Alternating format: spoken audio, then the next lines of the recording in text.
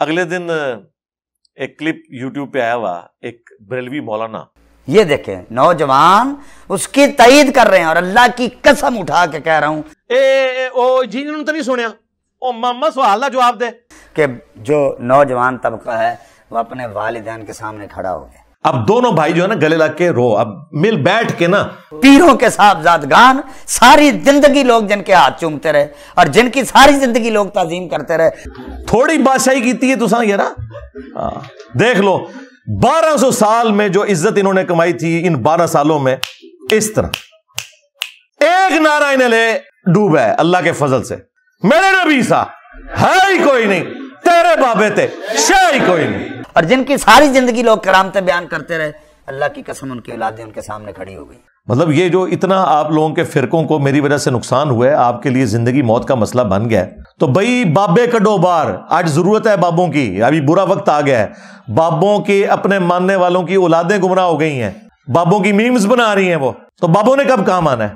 اور یہ بات وہ ٹھیک کہہ رہا ہے کہ ان کی اولادیں پیروں کے سامنے کھڑی, اور اس نے ایسا فتنہ ان کے اندر ڈال دیا ہے کہ وہ جناب وہ بات کرتے ہیں. وہ جو انجینئر کا فتنہ اٹھا ہے نا وہ اہل حدیث تو ہم سے زیادہ پریشان ہے. قرآن پاک کی وہی آیات پڑھ کے لوگوں کو سنائیں گے جو من دون اللہ والی ہیں, جو بتوں کے اوپر جو اللہ تعالیٰ نے بتوں کے لیے نازل کی ہیں, وہی اولیاء کرام کے اوپر لگا دیں, وہی ان کے اوپر لگائیں گے, وہی قبروں والوں کے اوپر لگائیں گے. اب انہوں نے تماشا لگایا ہوا ہے عرصہ دراز سے جی. بخاری میں حدیث ہے عبداللہ بن عمر خوارج کو بدترین مخلوق کہتے تھے کہ وہ کافروں والی آیات مسلمانوں پہ لگاتے تھے. جی بالکل, وہ آپ کے بزرگ تھے. یہ کون تھے خوارج؟ حضرت علی کے دشمن. وہ تو تم ہو, علی کا شیعہ تو میں ہوں, علی کا دفاع تو میں کر رہا ہوں. 5 نمازوں کی ہر رکعت میں پڑھتے ہو ایاک نعبد و ایاک نستعین, لیکن یہ زبان سے حلق سے نیچے اتر کے دل تک عقیدہ نہیں جاتا. نماز پڑھ کے تو بابے کے آگے جا کے جھکتے ہو.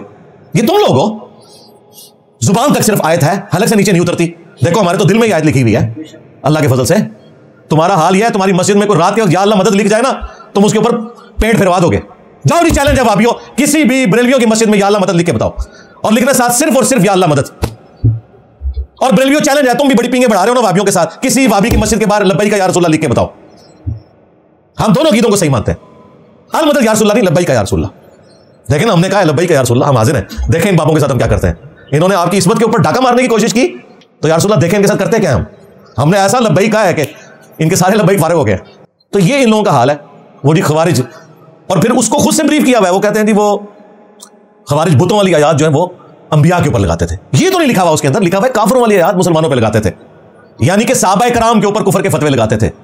کون؟ خوارج. بتوں والی آیات انبیاء کے اوپر لکھی نہیں ہوا, کولوں گلا کرتے ہو.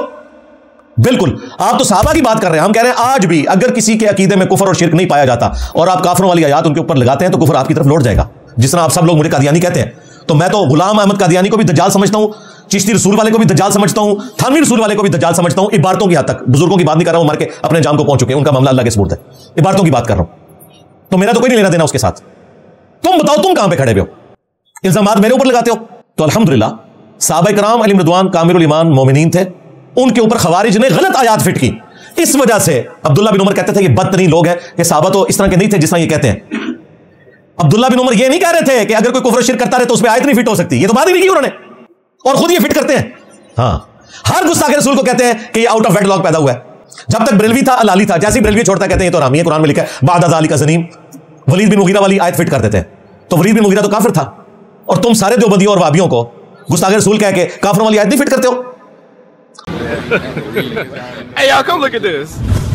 اور آپ نے تو اعلیٰ شاہ ولی اللہ محدث دہلوی رحمۃ اللہ علیہ کا قول بھی حضرت نے پہلے بتایا تھا کہ جب اللہ کا ولی زندہ ہوتا ہے تو ایسے ہے جیسے تیر نیام میں ہو, اور جب دنیا سے رخصت ہو جائے تو ایسے جو تلوار جو ہے وہ نیام سے باہر آ جاتی ہے.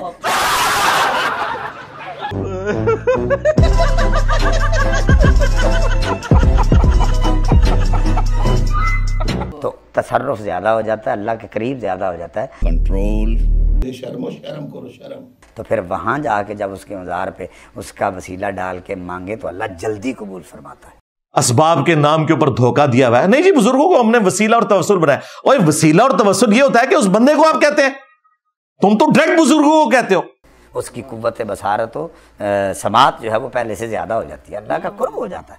مسلمان کو پوری زندگی بتاتے رہے کہ جو سامنے قبر میں ہے یہ چلا گیا, کچھ نہیں کرے گا, وہ کہتا نہیں اندر جا کے طاقتیں ود جاندیاں.